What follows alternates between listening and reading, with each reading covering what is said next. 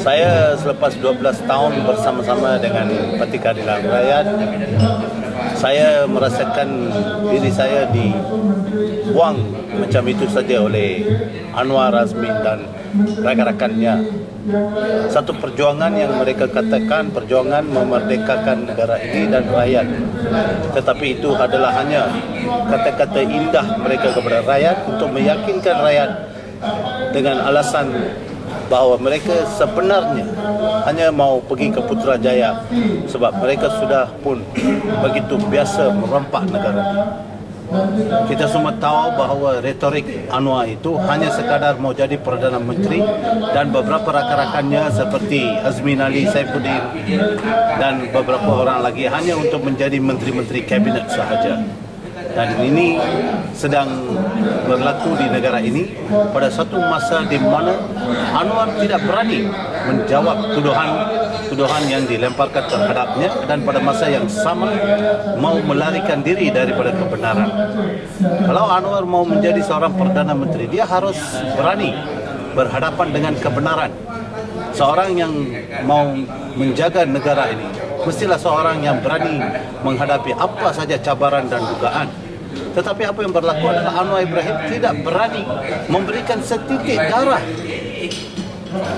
Tetapi beliau mau menjadi Perdana Menteri. Beliau tidak mau membersihkan namanya sendiri, tetapi beliau mengatakan beliaulah orang yang seharusnya menjadi Perdana Menteri.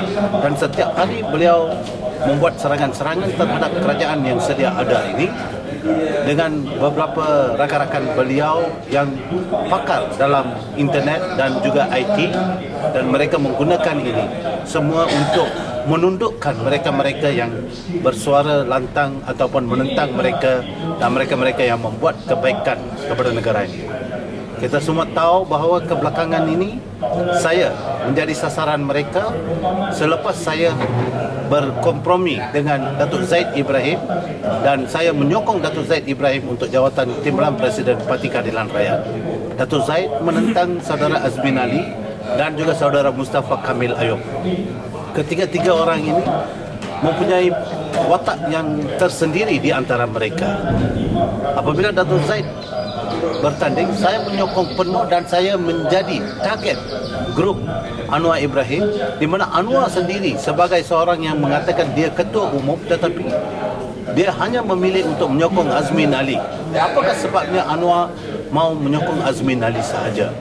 Jadi ini semua berlaku dan kerana itu hari ini saya terkeluar dan dikeluarkan daripada parti. Sebelum saya keluar ini, saya telah 3 kali dicabar oleh Anwar apabila saya membawa masalah-masalah yang seharusnya saya membersihkan dalam parti. Saya berbincang dengan beliau, beliau mengatakan kalau awak tak senang hati, awak boleh keluar dan masuk Barisan Nasional. Saya ini selepas 12 tahun bersama-sama beliau, bukan sekali dikatakan begitu oleh beliau, tetapi 3 kali beliau katakan. Saya ini bukan seorang fanatik, tetapi saya lahir sebagai seorang Hindu, sebagai seorang India, dan menjadi tanggungjawab saya menjaga bukan sahaja semua rakyat Malaysia, malah bertanggungjawab kepada orang-orang India juga. Jadi apabila saya bertanyakan tentang masalah kuil Tokong Siwan di Bukit Kasing, Datuk Seri Anwar kata tokoh itu tak selamat kerana bukit itu tak selamat. Apakah kalau bukit itu tak selamat, kenapa 100 lebih rumah di situ tidak dikosongkan dan 100 lebih rumah di pinggir bukit itu didiami, tetapi Anwar tidak mau, hanya mau menutup Tokong Siwan itu. Jadi ini jelas menunjukkan kalau tokong itu berat 2,000 tan, kita boleh memperkuatkan bukit itu ke 4,000 tan. Itu pun kalau dia ada niat mau buat sesuatu. Beliau melaungkan tentang pelbagai kaum, menyokong semua orang, menyatu padukan sebagai satu keluarga besar Melayu, Cina, India. Tetapi dalam dirinya beliau adalah seorang yang menentang mereka-mereka yang bukan Melayu, dan beliau menggunakan cara-cara yang paling tersembunyi untuk menundukkan mereka-mereka yang menentang beliau dari dalam parti. Jadi bukan saja tokong punya pasal, pentadbiran Kedah. Apabila saya bincang dengan beliau, beliau marah dan katakan yang sama juga. Sama juga di Kerajaan Negeri Selangor.